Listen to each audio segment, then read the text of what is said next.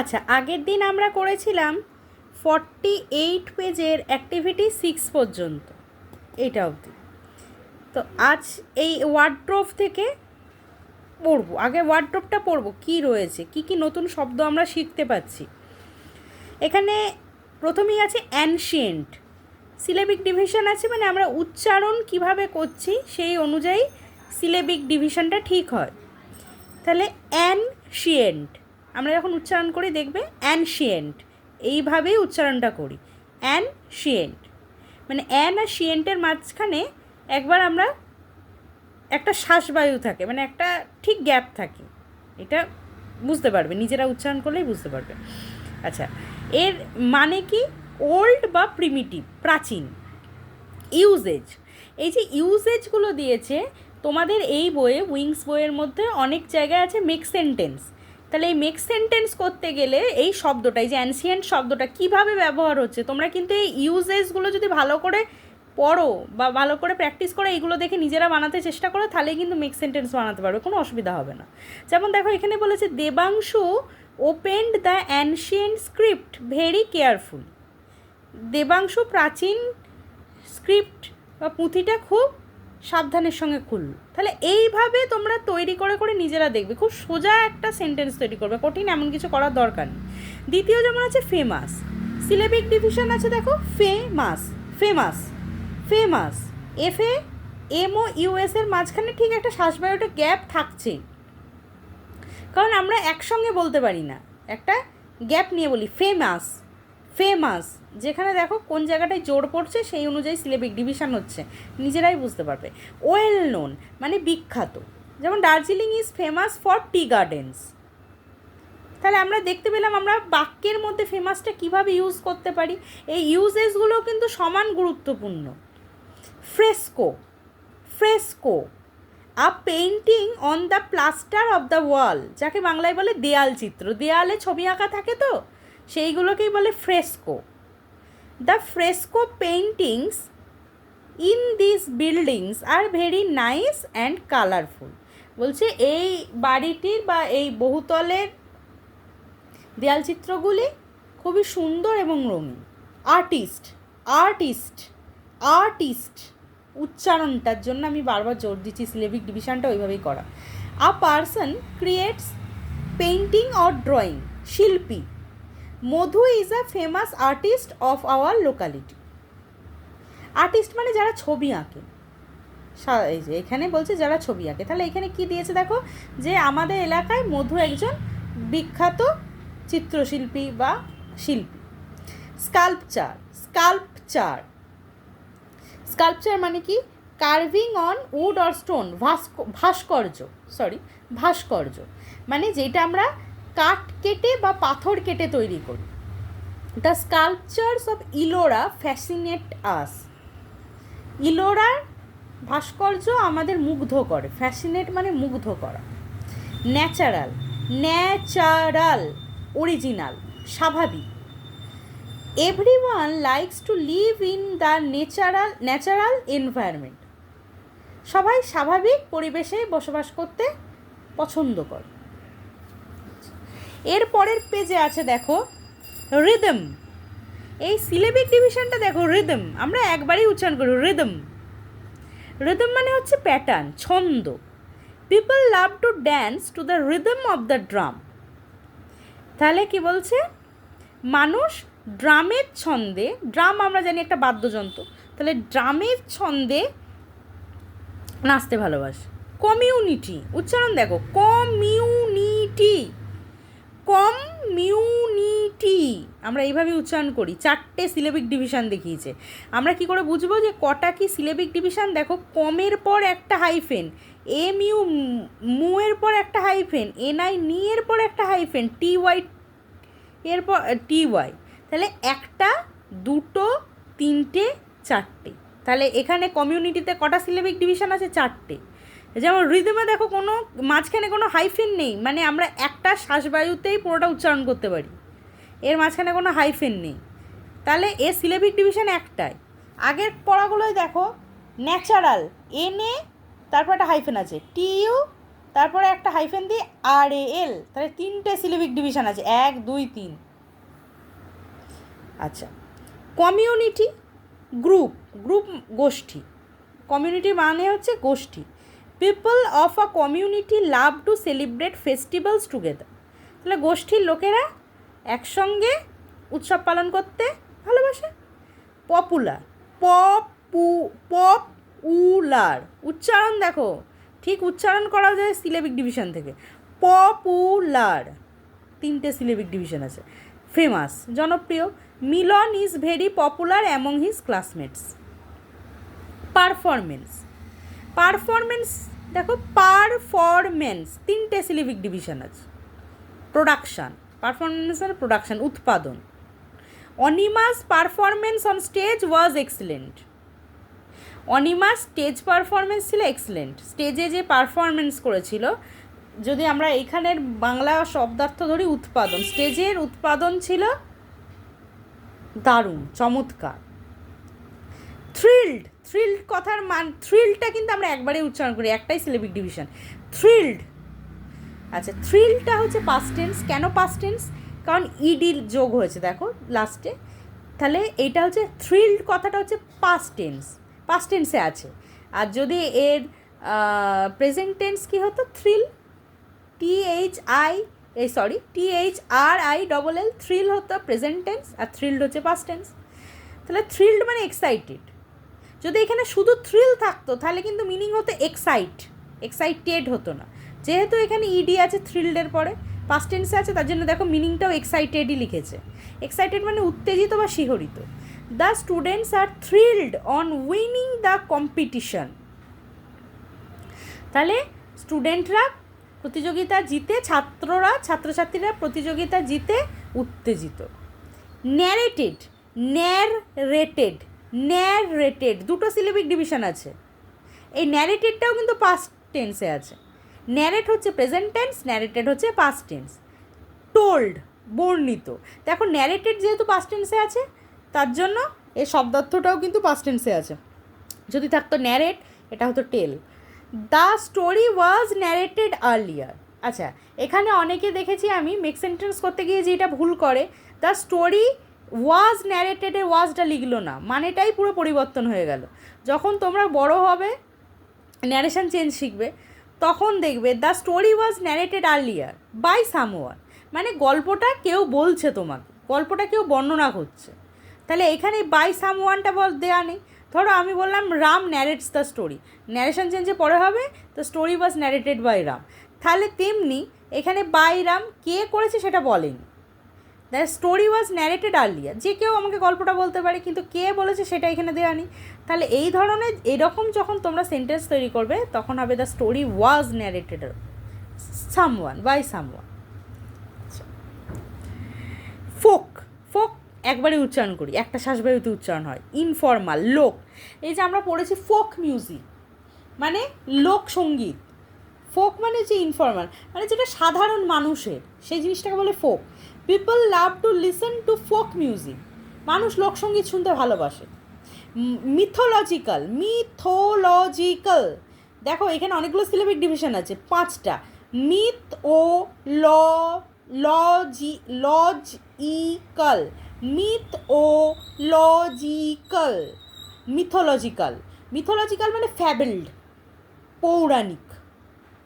পৌরাণিক মানে এই যে আমাদের যেমন দেশের বিভিন্ন পুরাণ, বেদের গল্প, উপনিষদের গল্প, রামায়ণ মহাভারতের গল্প, এগুলো হচ্ছে পৌরাণিক গল্প। আচ্ছা, I love to read mythological story, আমি পৌরাণিক গল্প পড়তে ভালোবাসি। এটা যুগ যুগ ধরে, যুগ যুগ বছর আগে ঘটে যাওয়া কোনো ঘটনা হতে পারে, কোনো বিখ্যাত, মানে যেমন বেদ পুরাণ, এগুলো অনেক বছর আগেকার ঘটে যাওয়া। এই রামায়ণ মহাভারত হচ্ছে অনেক বছর আগেকার ঘটে যাওয়া ইতিহাসের বর্ণনা রয়েছে। তেমনি বেদ পুরাণ এগুলো হচ্ছে অনেক প্রাচীন বই, তা সেখান থেকে যে উপনিষদ এর যে গল্পগুলো হয়, ছোটো ছোটো সুন্দর গল্পগুলো, এগুলোকে বলে মিথোলজিক্যাল স্টোরি। ইনসিডেন্ট, ইনসিডেন্টের 3টে syllabic division. Incident, event. The incident moved him very much, মানে ইনসিডেন্ট মানে ঘটনা, তাহলে সেই ঘটনাটা তাকে নাড়িয়ে দিয়েছিল। The incident moved him very much, তাকে খুব নাড়িয়ে দিয়েছিল। হেরিটেজ, হেরিটেজ হচ্ছে হারিটেজ, এখানে 3টে সিলেবিক ডিভিশনটা এইভাবে করেছে, হারিটেজ, হেরিটেজ। আমরা যখন উচ্চারণ করি হেরিটেজ, হেরিটেজ, হেরিটেজ, এটা হার উচ্চারণ করছি না, হেরিটেজ একসঙ্গে উচ্চারণ করে হেরিটেজ। হেরিটেজ মানে হচ্ছে অ্যান ইনহেরিটেন্স, ঐতিহ্য যেটাকে বলি, যেহেতু ইনহেরিটেন্স আই দিয়ে শুরু বলে এখানে অ্যান লিখেছে। The Taj Mahal is our national heritage, Taj Mahal আমাদের জাতীয় ঐতিহ্য। ঐতিহ্য মানে কোনো একটা জিনিস যেটা আমাদের দেশেই রয়েছে এবং যেটাকে দেখে আমাদের দেশের বিশ্বের সামনে তুলে ধরা হয়, যেমন তাজমহল, সেটা সপ্তম আশ্চর্যের এক আশ্চর্য এবং ভারতেই আছে, এটা আমাদের একটা ঐতিহ্য। ক্লাসিক্যাল, ক্লাসিক্যাল, ক্লাসিক্যাল মানে কি পিওর, উৎকৃষ্ট বা চিরায়ত, একদম শুদ্ধ, যাকে কোনো রকম ভাঙা হয়নি সেই জিনিস আর কি। My sister learns classical music, সাধারণত ক্লাসিক্যাল থাকলে ক্লাসিক্যাল মিউজিক, ক্লাসিক্যাল ডান্স, এইভাবেই কিন্তু সেন্টেন্সগুলো ইউজ হয়, মানে যেইটা আমার বোন ক্লাসিক্যাল মিউজিক শেখে। রাগ সঙ্গীত যেটাকে বলে, ক্লাসিক্যাল মিউজিকের বাংলা হচ্ছে রাগ সঙ্গীত, হ্যাঁ, যেটা হচ্ছে শুদ্ধ, যেটাকে কোনোভাবে ভাঙা হয় না। আচ্ছা, এরপর কি রয়েছে, এরপরে আরও রয়েছে ওয়ার্ড্রপসগুলো কিন্তু খুব ইম্পর্টেন্ট মেক সেন্টেন্স তৈরি করার সময়। তোমরা এখন প্যাসেজ লিখবে সেই সময় পড়তে হবে মন দিয়ে। ন্যারেটিভ, ন্যারেটিভ 2টো সিলেবিক ডিভিশন আছে। স্পোকেন অর রিটেন ডেসক্রিপশন, যেটা বর্ণিত, মানে বর্ণিত মানে যেটাকে বর্ণনা করা হচ্ছে। The narrative affected the girl greatly, এখানে না আমরা গুলিয়ে ফেলি অ্যাফেক্টেড আর এফেক্টেড, দুটো আলাদা মিনিং। এই অ্যাফেক্টেড মানে ক্ষতিগ্রস্ত করা, নেগেটিভ সেন্সে বলছে, তাহলে এই ন্যারেটিভ যে বর্ণনাটা মেয়েটাকে ক্ষতি করেছিল আর কি, সেই সেন্সে বলতে চাইছে। Dramatics, dramatics the practice of acting and producing plays, নাট্যকলা, নাটক করাটাকে বলছে। The dramatics of the play moved everyone, মানে নাটকের যে নাট্যকলাটা, নাটকের সার যে জিনিসটা, আমরা বলি না যে সিনেমাটা দারুণ হয়েছে, হ্যাঁ হেভি হয়েছে, নাটকের সার, আসল যে জিনিসটা সেটাকে বলছে আর কি। মূল যেই মেসেজটা নাটক, কোনো একটা নাটক বা কোনো একটা সিনেমার মাধ্যমে বোঝাতে চাইছে, সেই মেসেজটাকে বলছে ড্রামাটিক্স। এসেনশিয়াল, এসেনশিয়াল, এসেনশিয়াল মানে প্রয়োজনীয়, necessary. Education is essential for all, শিক্ষা সবার জন্য প্রয়োজনীয়। ট্র্যাডিশন, ট্র্যাডিশন কনভেনশনাল, ঐতিহ্যগত, ঐতিহ্য শব্দটা আমরা একটু আগেই পড়লাম। ট্র্যাডিশন মানে যেটা যুগ যুগ ধরে হয়ে আসছে। We should maintain our rich tradition, এমন কিছু ভারতবর্ষে রয়েছে যেগুলো যুগ যুগ ধরে হয়ে আসছে, এমন ক্লাসিক্যাল মিউজিক, কিছু কিছু এমন ঘরানা রয়েছে বা এমন ধরনের কিছু গান আছে যেটা ভারতেই রয়েছে, এগুলোর ট্র্যাডিশান। কোনো ধরনের খেলা হতে পারে, যেমন দাবাটা কিন্তু ভারতেই শুরু হয়েছিল, মানে বিভিন্ন ধরনের হতে পারে, সেটা শাড়ি পরার স্টাইল হতে পারে, কোনো জামা পরার স্টাইল, কোনো খাবার হতে পারে, সেটা আমাদের ট্র্যাডিশান হতে পারে, কোনো নিয়ম হতে পারে যে নিয়মটা আমরা পালন করি, যেটা অন্য দেশে চট করে পালন করি না। যেমন আমরা প্রণাম করি, সেটা নমস্কার, হাত জোর করে নমস্কার করা হোক বা পায়ে হাত দিয়ে প্রণাম করা হোক, এটা একটা ভারতের ট্র্যাডিশান, যে আমরা বড়দের শ্রদ্ধা জানানোর জন্য করি, এটা কিন্তু একটা ট্র্যাডিশান, সেটা অন্য দেশে নেই, এটা শুধুমাত্র ভারতীয় সংস্কৃতিতেই রয়েছে। ইনস্ট্রুমেন্ট, ইনস্ট্রুমেন্ট এ টুল মানে যন্ত্র। Rina played the musical instrument at ease, Rina সহজে সেই বাদ্যযন্ত্রটা বাজিয়ে ফেলে। মিউজিক্যাল ইনস্ট্রুমেন্টের বাংলা হচ্ছে বাদ্যযন্ত্র, যেই যন্ত্রগুলো বাজিয়ে আমরা গান করি। ইন্টিগ্রাল, ইন্টিগ্রাল 3টে সিলেবিক ডিভিশন। ফান্ডামেন্টাল, অখণ্ড, যেটা কোনো ভাঙা যায় না, খণ্ড হয় না, অখণ্ড, এক রয়েছে। Festivals are integral part of our life, উৎসব আমাদের জীবনের অবিচ্ছেদ্য অঙ্গ, বাংলায় যেটাকে বলে, মানে উৎসব ছাড়া আমাদের জীবন চলবে না, একঘেয়ে হয়ে যাবে, তো সেই জন্য এটা এইভাবে। যেমন আমরা এরকম বলতে পারি, দুর্গাপুজো বাঙালিদের জীবনে একটা integral part, Durga Puja is integral part of the Bengalis, এইভাবে বলতে পারি। প্যাট্রোনাইজড, প্যাট্রোনাইজড 3টে সিলেবিক ডিভিশন আছে। প্যাট্রোনাইজড, প্যাট্রোনাইজড সাপোর্টেড, সহায়তা করা, কোনোভাবে সাহায্য করা।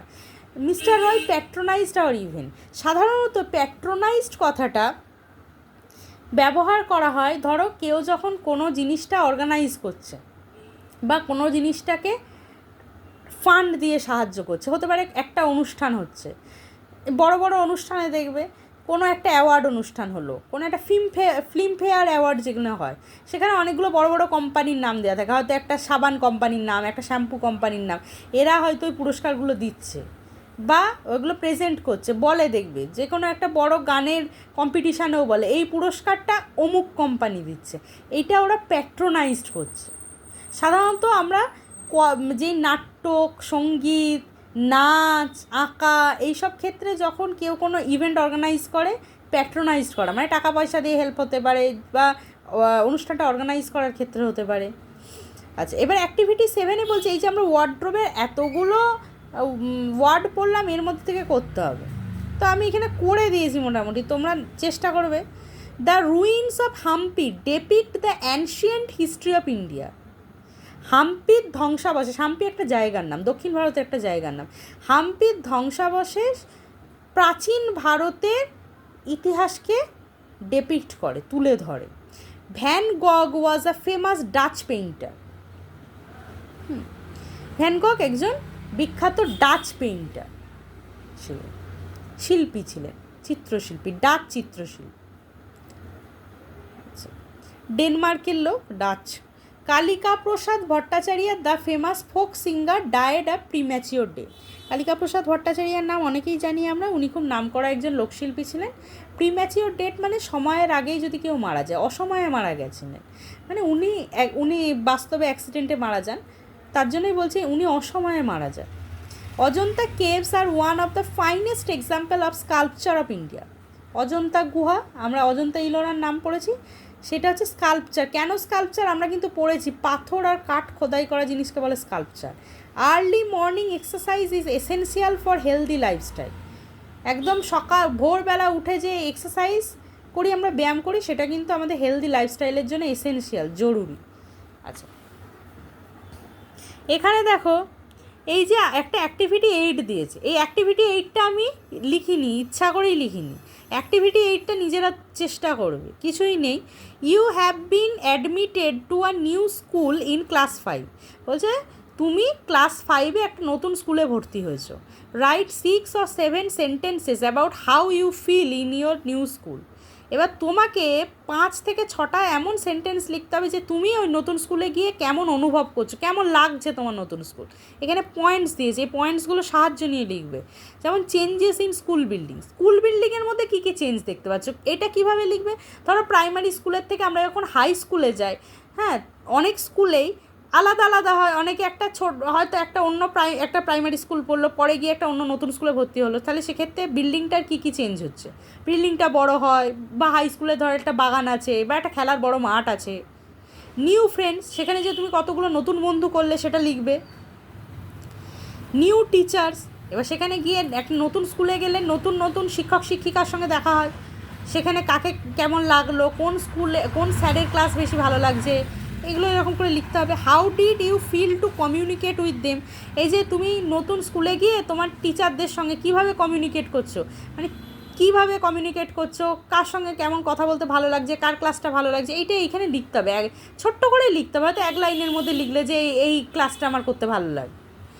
How did you accustom yourself with new time schedule. Accustom মানে অভ্যস্ত করা, এটা আমরা আগেই পড়েছি। তাহলে তুমি তোমার এই নতুন স্কুলে গিয়ে নতুন সময়সূচির সঙ্গে, টাইম শিডিউল মানে সময়সূচি, রুটিন। ধরো আমরা প্রাইমারি স্কুলটা মর্নিং হয়, ইন জেনারেল কথা বলছি, হাই স্কুলে গিয়ে ডে হয়ে গেল, তাহলে তোমার তো নতুন সময়, তোমাকে নতুন সময় মানিয়ে নিতে হচ্ছে, সেইটার সঙ্গে তুমি কী করে অভ্যস্ত হচ্ছ, সেইটা নিয়ে নিজের ভাষায় লিখতে হবে। এমন কিছু হাতি ঘোড়া ব্যাপার না, নিজের ভাষায় সোজা ভাষায় লিখতে হবে, চেষ্টা করো নিজেরা। আমি পরে কোনো একটা সময় প্যাসেজগুলো আলাদা করে দেবো, এই উইংসের প্যাসেজ যেগুলো আছে সেগুলো নিয়ে একবার আলোচনা করব। আচ্ছা, এখানে সেলফ চেকে একটা প্যাসেজ আছে, একটা প্যাসেজ দেওয়া হয়েছে, এই প্যাসেজটা পড়তে হবে, দিয়ে তার অ্যাক্টিভিটিগুলো করতে হবে। যেমন বলছে, there is nothing more precious than what nature has given us free of cost. বলছে প্রকৃতি আমাদের যেটা বিনামূল্যে দিয়েছে, ফ্রি অফ কস্ট মানে বিনামূল্যে, টাকা লাগেনি আর কি, সেটার থেকে বেশি মূল্যবান আর কিছু হতে পারে না। We have been enjoying them since we are born. আমরা যবে থেকে জন্মেছি তবে থেকে এইগুলো ভোগ করছি। Yes, I am telling you about air, water and earth. হ্যাঁ, আমি বাতাস, জল এবং মাটির কথাই বলছি। এখানে আর্থ মানে মাটি। We need their help every moment. আমাদের তাদের সাহায্য, এই যে এই তিনটে উপাদানের বলছে, সেই তিনটে উপাদানের সাহায্য আমাদের সব সময় লাগে। Without this help we would not have lived on this earth. বলছে এই এই তিনজনের সাহায্য ছাড়া কিন্তু আমরা এই পৃথিবীতে বাস করতে পারতাম না। We get water from rivers, springs, pools, lakes and from underground sources. তাহলে আমরা কোথা থেকে জল পাই? রিভার্স, নদী, স্প্রিংস মানে ঝর্ণা, হ্যাঁ, পুলস ছোট্ট যেই পুল হচ্ছে পুকুরের মতো, পুল, লেক দিঘি একটু পুকুরের থেকে একটু বড় হয় সাইজে। আর ফ্রম আন্ডারগ্রাউন্ড সোর্সেস, ভূগর্ভস্থ জল, মাটির নিচ থেকে জল পাই। It is not easy to get pure drinking water. তা বলছে পরিচ্ছন্ন পানীয় জল পাওয়া কিন্তু মোটেই ইজি কাজ নয়, সহজ কাজ নয়।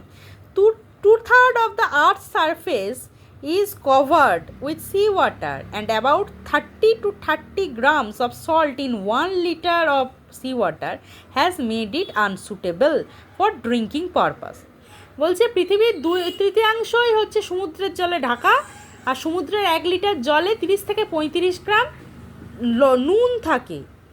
তাই জন্য সমুদ্রের জল কি হচ্ছে, পানীয় জল হিসেবে আমরা ব্যবহার করতে পারি না, অযোগ্য, পানীয় হিসেবে অযোগ্য।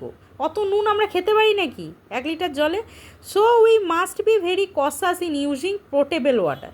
তাই আমাদের ব্যবহার উপযোগী জল খরচের বিষয়ে সাবধান হতে হবে। The most alarming fact of misusing water carelessly is that in near future, many thickly populated cities are going to face extreme scarcity of potable water. বলছি আমরা এই যে অবিবেচকের মতো কাজ করে চলেছি, জল খরচ করে চলেছি, এর ফলে কি হতে পারে, নিকট ভবিষ্যতে অনেক ঘনবসতিপূর্ণ শহরে জল পাওয়া যাবে না। এখনই কলকাতার অনেক জায়গায় জলের অভাব দেখা দিয়েছে। So we must think seriously about ways for conserving this precious gift of nature. তাই আমাদের প্রকৃতির এই দানকে সঠিকভাবে রক্ষা করতে হবে। এবার কি বলছে, activity 9, complete the following sentences with information from the text, 1 is done for you। Complete করতে হবে, ইনফরমেশানগুলো দিয়ে কমপ্লিট করতে হবে। কোথা থেকে ইনফরমেশান নেব? প্যাসেজটা থেকে ইনফরমেশান নেব। যেমন air, water and earth are the most precious free gifts from nature, একটা করে দিয়েছে। উইদাউট দেয়ার হেল্প উই কী হবে, এই বইয়েই রয়েছে, এখানেই রয়েছে, আমি লিখে রেখেছি, would not have lived on this earth. তারপর 3 number, we get water from river, springs, pools, lakes and from underground sources. 75% of the Earth's surface is covered with seawater. We must be very cautious in using potable water. এবার activity 10, read the passage carefully and answer the following question. Where do we get water from? কোথা থেকে জল পাই? We get water from rivers, springs, pools, lakes and from underground sources. আচ্ছা, যখন আমরা উত্তর লিখবো আমাদের দেখতে হবে প্রশ্নটা কী রয়েছে এবং কোন টেন্সে রয়েছে। এখানে ডু আছে, গেট আছে, তার জন্য আমি এখানে প্রেজেন্ট টেন্সে করলাম। Why is sea water not suitable for drinking?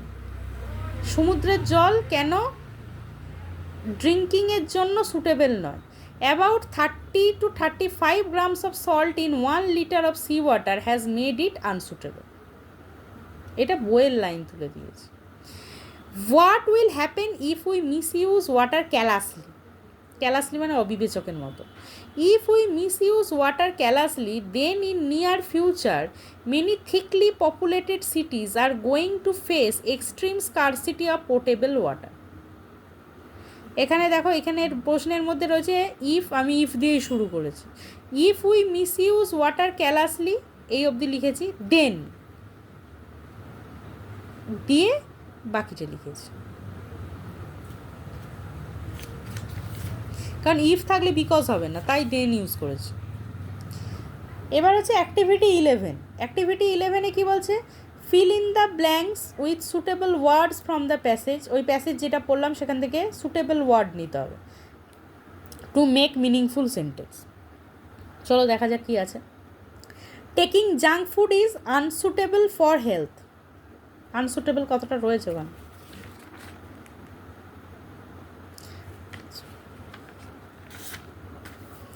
Many dish, মানে টেকিং জাঙ্ক ফুড মানে এই ভাজাভুজি খাবার, বাইরের খাবারগুলো, সেগুলো আমাদের শরীরের জন্য সুটেবল নয়, ঠিক নয়। Many district towns in West Bengal are getting densely populated. West Bengal বা পশ্চিমবঙ্গের অনেক ডিস্ট্রিক্ট, জেলা, শহর, এগুলো কি হচ্ছে, অতি ঘন বসতিপূর্ণ। পপুলেটেড মানে ঘন, বসতিপূর্ণ। ডেন্সলি মানে ঘন। ডেন্সলিটা কিন্তু অ্যাডভার্ব, এলওয়াই আছে। Underground water dash water is gradually getting exhausted for lack of sufficient rainfall. তাহলে কি বলছে, সাফিসিয়েন্ট রেলফল বা পর্যাপ্ত রেনফলের অভাবে, বৃষ্টিপাতের অভাবে কি হচ্ছে, কিসের এক্সস্টেড, কিসের কি শেষ হয়ে যাচ্ছে, আন্ডারগ্রাউন্ড ওয়াটার, ভূগর্ভস্থ জল। আচ্ছা, এই 4 নাম্বারটা না একটু ট্রিকি। 4 নাম্বারটাই যেমন বলছে mangoes are dash in the market only during summer. বলছে আম, আমরা বুঝতেই পারছি এখানে বাংলায় যদি করি যে আম শুধুমাত্র গ্রীষ্মকালে বাজারে পাওয়া যায়। তো এবার এইটাতে না, এইটাতে এক্স্যাক্ট ওয়ার্ড, সুটেবল ওয়ার্ড প্যাসেজের মধ্যে পাবে না, নেই। এখানে আমি কনজার্ভিং লিখে রেখেছি, যেহেতু আর আছে কনজার্ভিং, ভার্ব প্লাস আইএনজি দিয়ে আমি এখানে করে রেখেছি mangoes are conserving in the market only during summer, কিন্তু অ্যাকচুয়ালি এটার কোনো মিনিং নেই, সেইভাবে কোনো মানে হচ্ছে না, দাঁড়াচ্ছে না আর কি, এক্স্যাক্ট মানে না এটা। এখানে আমরা mangoes are conserving, mangoes are enjoying, কিন্তু এইগুলো ঠিক এখানে সুটেবল না। এইটা সুটেবল কোনো ওয়ার্ড প্যাসেজটার মধ্যে নেই, তাও আমি কনজার্ভিংটা লিখে রেখেছি। Air pollution is increasing at an extreme rate. Air pollution, বায়ুদূষণ চরম লেভেলে বাড়ছে, সেটা এক্সট্রিম মানে হচ্ছে চরম। Gold is more precious than silver, মানে রূপোর থেকে সোনার দাম বেশি। আচ্ছা, এই অ্যাক্টিভিটি 12-এ কী বলছে, recently teachers day was celebrated in your school, some students of class 5 participated in that function, now write 6 sentences about the performance of the student of class 5 on teachers day programme. এটা তোমরা নিজেরা চেষ্টা করবে, কিছুই না, teachers day programme নিয়ে যেটা তোমাদের স্কুলে পালন হয় সেটা থেকে 5 থেকে 6টা সেন্টেন্স লিখতে বলেছে, কেমন করে সব স্টুডেন্টরা পারফর্ম করেছে। তো আজ এই পর্যন্তই, প্যাসেজটা নিজেরা লিখবার চেষ্টা করবে। আর এই পর্যন্তই, টাটা। আর ভিডিওগুলো লাইক, শেয়ার, সাবস্ক্রাইব করবে। আর তোমাদের কিছু জানার থাকলে অবশ্যই কমেন্ট করবে।